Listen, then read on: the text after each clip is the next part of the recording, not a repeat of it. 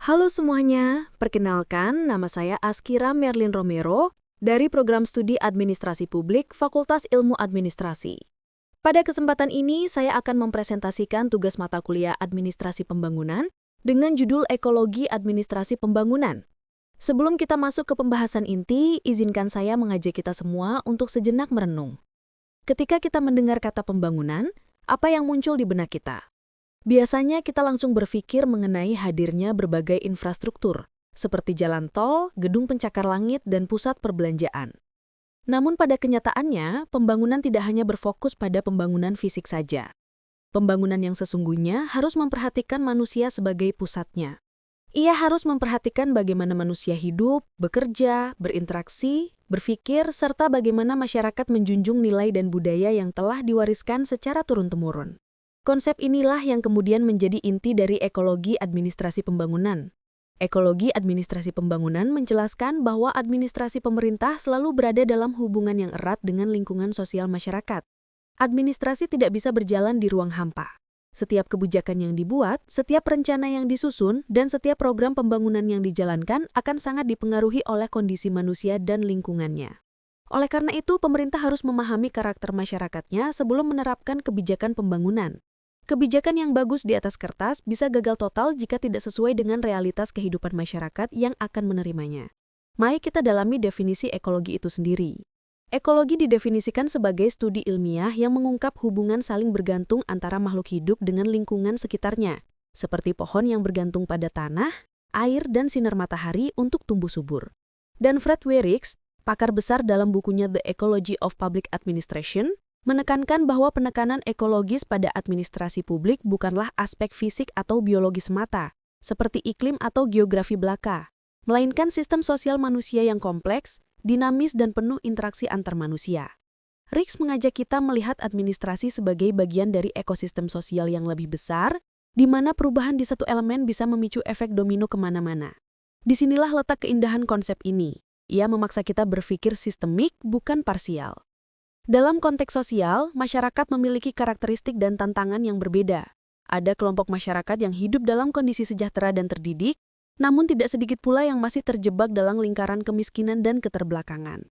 Ketika masyarakat menghadapi masalah seperti pengangguran, kriminalitas, dan diskriminasi, maka hal ini dapat memicu konflik sosial yang justru menjadi hambatan besar dalam pembangunan. Masyarakat yang tidak memahami tatanan pembangunan bahkan dapat terjerumus pada tindakan antisosial, karena merasa tidak mendapatkan keadilan atau kesempatan hidup yang layak. Pada kondisi inilah, peran administrasi pembangunan menjadi sangat penting, yaitu memastikan bahwa kebijakan sosial berjalan efektif, tepat sasaran, serta dilaksanakan oleh aparat yang jujur, profesional, dan bersih dari korupsi. Jika kebijakan hanya bagus dalam konsep, tetapi pelaksanaannya buruk, maka pembangunan tidak akan membawa kemajuan yang nyata bagi masyarakat. Sebaliknya, administrasi yang efisien bisa mengubah masalah negatif seperti kemiskinan dan konflik menjadi peluang positif, seperti program anti kemiskinan yang sukses di India. Bergeser sedikit ke konteks politik yang selalu jadi pusat perdebatan panas, politik didefinisikan sebagai perjuangan sengit untuk mengendalikan kebijakan publik, sebuah arena di mana aktor-aktor bersaing demi kekuasaan. Di sini, perumusan kebijakan menjadi tugas utama politik, sementara penegakan dan implementasinya diserahkan pada administrasi pembangunan yang tangguh. Politik juga mencakup studi mendalam tentang negara, pemerintahan, administrasi, hubungan kekuasaan, serta perilaku empiris yang dinamis di masyarakat sehari-hari. Ambil contoh di India. Hambatan besar muncul dari birokrasi tidak efisien yang terlalu kaku pada aturan formal dan prosedur birokratis tanpa benar-benar menyentuh kebutuhan rakyat biasa, korupsi yang sudah merajalela seperti penyakit kronis, nepotisme yang memihak keluarga dan kroni, serta dominasi partai politik oportunis yang terpecah belah dan membingungkan pemilih tanpa membangun kredibilitas jangka panjang. Semua ini menghambat pembangunan nasional secara signifikan. Tapi ada jalan keluarnya. Partisipasi publik yang aktif melalui pemungutan suara yang demokratis, diskusi publik yang terbuka dan inklusif, penilaian kritis dari masyarakat sipil, organisasi kepentingan yang vokal, serta konsultasi langsung dengan perwakilan politik. Ini semua memastikan bahwa administrasi pembangunan tidak terjebak dalam kekacauan politik, tapi justru menjadi penyeimbang yang efektif dan stabil. Dalam konteks ekonomi yang jadi tulang punggung segalanya, ekonomi memainkan peran krusial dalam mengatur produksi barang dan jasa, distribusi yang adil ke seluruh lapisan masyarakat, konsumsi harian yang berkelanjutan, serta kebijakan publik yang berdampak luas pada kesejahteraan. Profesor Rix menyoroti dengan tegas bahwa produktivitas ekonomi adalah faktor utama keberhasilan administrasi pembangunan, terutama di negara berkembang di mana pemerintah bertindak sebagai agen perubahan utama untuk mendorong pembangunan ekonomi sosial guna pemerataan pendapatan dan kesejahteraan publik yang merata. Tantangannya berlapis-lapis, ketimpangan sumber daya alam dan manusia yang memicu ketidakpuasan massal dan konflik sosial, modal ekonomi campuran yang masih gagal menutup kesenjangan tajam antara kaya dan miskin, gaji lawannya pegawai publik yang justru memicu korupsi endemik dan menurunkan efektivitas birokrasi, serta bencana alam ditambah kekurangan dana yang sering menggagalkan rencana pembangunan ambisius. Meskipun begitu, langkah positif terus digalakan seperti perlindungan hak sewa bagi penyewa lahan, distribusi lahan surplus kepada petani miskin, subsidi serta pinjaman lunak bagi petani kecil yang jadi tulang punggung pangan nasional, dan program jaminan kerja nasional yang memberikan harapan baru. Semua ini menunjukkan komitmen pemerintah yang berkelanjutan meski dalam keterbatasan sumber daya. Konteks budaya tak kalah penting dan seringkali jadi kunci rahasia sukses, karena budaya merupakan kekuatan dinamis yang membentuk cara berpikir, bertindak dan merespon perubahan di masyarakat, sekaligus warisan leluhur yang kaya akan nilai-nilai luhur. Budaya menjadi penggerak utama keberhasilan atau kegagalan kebijakan publik dalam administrasi pembangunan. Jika kebijakan bertentangan dengan budaya lokal, ia akan ditolak mentah-mentah. Tantangan utamanya adalah kesenjangan lebar antara budaya politik yang pragmatis dan budaya administratif yang kaku, di mana banyak perencana pembangunan megah gagal sesuai harapan karena kurangnya kesamaan pola pikir antar golongan masyarakat yang beragam. Makanya administrasi perlu didefinisikan ulang secara realistis, dengan menempatkan budaya dalam perspektif yang benar dan kontekstual, termasuk penataan ulang prosedur birokrasi agar sesuai dengan pemikiran kontemporer yang fleksibel. Penyatuan budaya dan administrasi bisa dicapai melalui keterlibatan aktif tradisi lokal dalam program pembangunan, penguatan hubungan sosial via festival budaya meriah, acara hiburan masyarakat yang menyatukan hati, sehingga pembangunan tidak hanya fisik seperti jembatan dan bendungan, tapi juga memperkuat jiwa, identitas komunal, dan rasa kebersamaan. Sementara itu, aspek pedagogis menekankan peningkatan pengakuan soal pembangunan di parlemen, pers nasional, kalangan akademisi dan kelompok kepentingan masyarakat untuk menyesuaikan mesin administrasi dengan tugas-tugas pembangunan baru yang kompleks, mengatasi urgensi seperti kegagalan implementasi kebijakan, ketidakpuasan warga yang meluas dan melambatnya pertumbuhan ekonomi melalui pembentukan kelompok kerja khusus, penyelidikan mendalam aspek fungsional, serta unit penelitian khusus yang inovatif. Studi kasus yang sangat relevan dan lagi hangat dibicarakan adalah revisi Undang-Undang Nomor 3 Tahun 2025 tentang Tentara Nasional Indonesia atau UU TNI, yang merevisi Undang-Undang Nomor 34 Tahun 2004 dan resmi disahkan oleh DPR pada sidang Parlino tanggal 20 Maret 2025.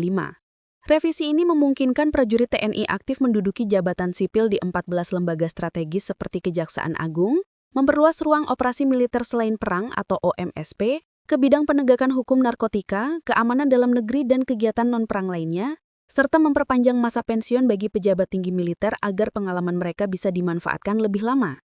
Kritik pedas dari berbagai kalangan menyebut ini sebagai penggeseran supremasi sipil yang berbahaya, menghidupkan kembali dui fungsi ABRI era Orde Baru, melemahkan domain sipil dan Polri dalam penegakan hukum, berpotensi melanggengkan kekuasaan militer di panggung sipil, mengurangi regenerasi generasi muda di militer, serta mengontrol lembaga-lembaga sipil penting sehingga garis pengpisah militer sipil menjadi kabur samar. Tidak heran Mahkamah Konstitusi sudah menerima gugatan terkait isu ini.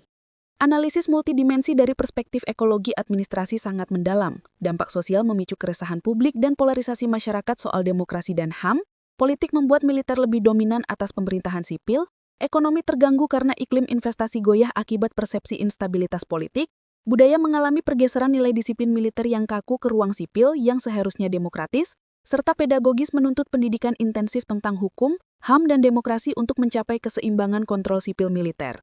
Solusi konkret yang bisa diusulkan meliputi melibatkan masyarakat luas, kampus, dan organisasi HAM dalam diskusi kebijakan keamanan, membatasi jabatan sipil bagi TNI aktif melalui peraturan pemerintah yang ketat dan transparan, membentuk badan pengawas independen yang melibatkan DPR, masyarakat sipil, dan akademisi, serta menjaga militer tetap fokus pada tugas inti tanpa ikut campur urusan bisnis atau ekonomi sipil.